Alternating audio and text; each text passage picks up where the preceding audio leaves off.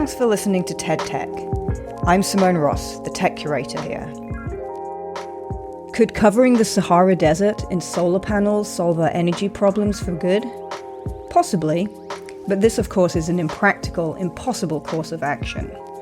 Solar is generating more electricity than ever at cheaper prices than ever. But did you know there's a limit to how much power solar panels can generate, and that they're quite inefficient? Luckily, there's still a lot of research and investment going into the space, and the flexibility of solar installations allows for a flexibility of solutions, big and small. Dan Kwartler explains in this TED Ed talk.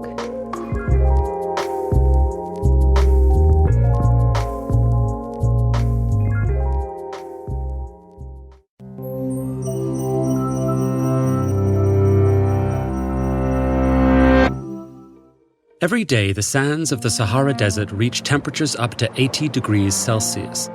Stretching over roughly 9 million square kilometers, this massive desert receives about 22 million terawatt-hours of energy from the sun every year. That's well over 100 times more energy than humanity consumes annually. So, could covering the desert with solar panels solve our energy problems for good? Solar panels work when light particles hit their surface with enough energy to knock electrons out of their stable bonds. On their journey back to stability, these electrons produce electricity. However, there's a limit to how much power panels can generate. Solar panels can only interact with certain wavelengths of light, making it impossible to convert over half the sunlight they receive.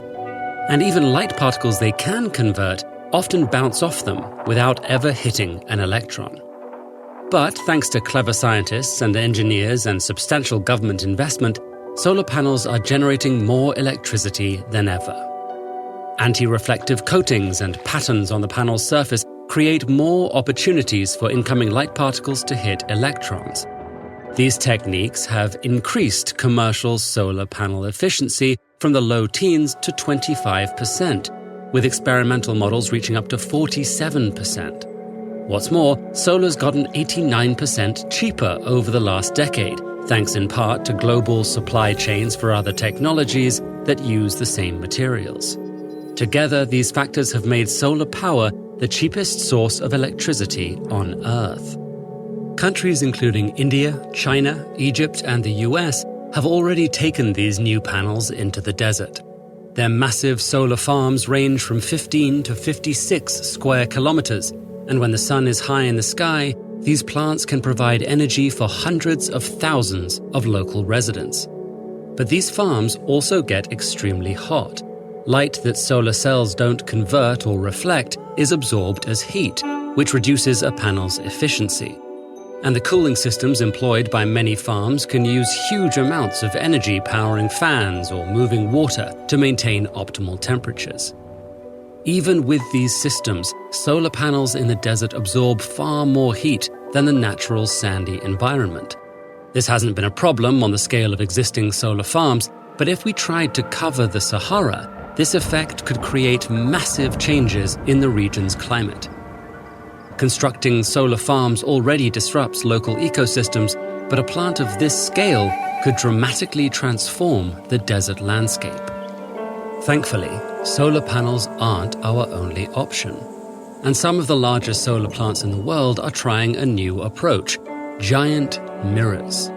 Morocco's Noor power plant, which will eventually cover roughly 30 square kilometers of the Sahara, is a concentrated solar power plant.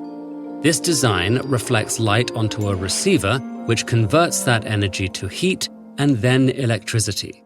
These mirrors still create a dangerous temperature shift for local wildlife, but they have less potential to transform the landscape.